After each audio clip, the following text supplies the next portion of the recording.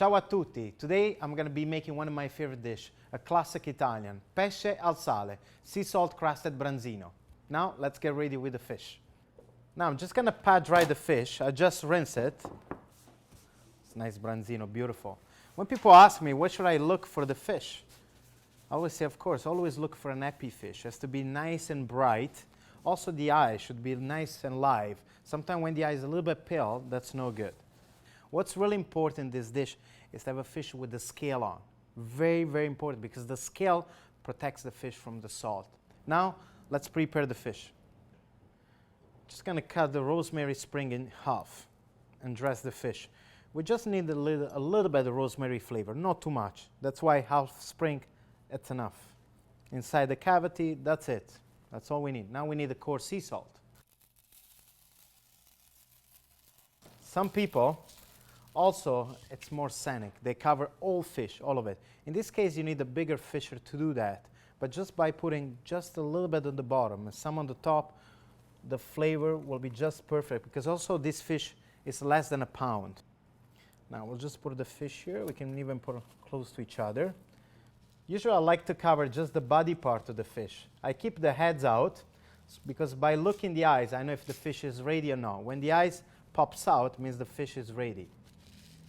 Now what the salt does in this case, keeps the steam of the fish inside. So the fish cooks in his own steam, in his own fat. It's all about the fish. Now I'm just going to bake the fish at 400 for 20-25 minutes.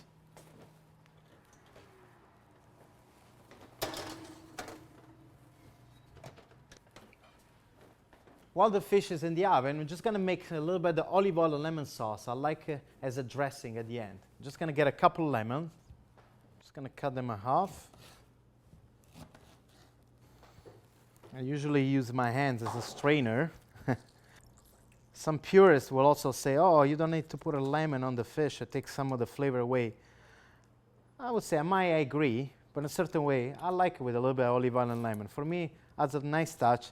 Now, I'm just going to put some of the olive oil, the same amount of the juice. You usually can go by eye. Usually you want to do this process at the moment. Otherwise, the lemon and olive oil won't bind together. Look at the cream. You create a nice lemon cream.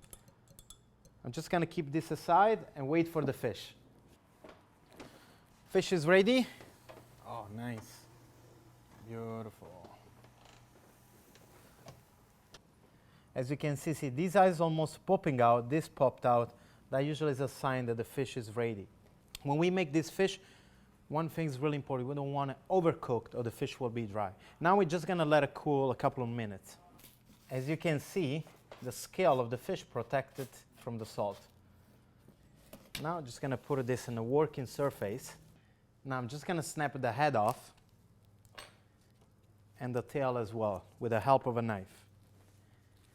Now I'm just going to open the fish in half. When it's fully cooked, it will open really, really easily. That's it. Beautiful. Smells so good. Now I'm just going to remove the spine. Perfect. And slowly we're going to remove the bones that we have on the side. Just going to pull them off with the help of a fork. It's quite easy, and when you also clean the fish, you'll still have some small bone while you eat it. So just watch out, but it's part of the process of enjoying this dish. Now we're just going to scoop the fish out. Oh, this is one of those dishes you have to make al momento. You have to make it at the moment when you're ready to eat. That's it. Now we're going to put the cream, lemon and olive oil cream we made before. I'll put a little bit on top. Oh my God, so good. And now it's my favorite moment. Try the fish.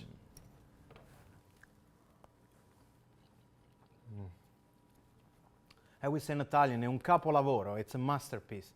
It's healthy, delicate, really good. Now it's your turn to make this dish. Alla prossima.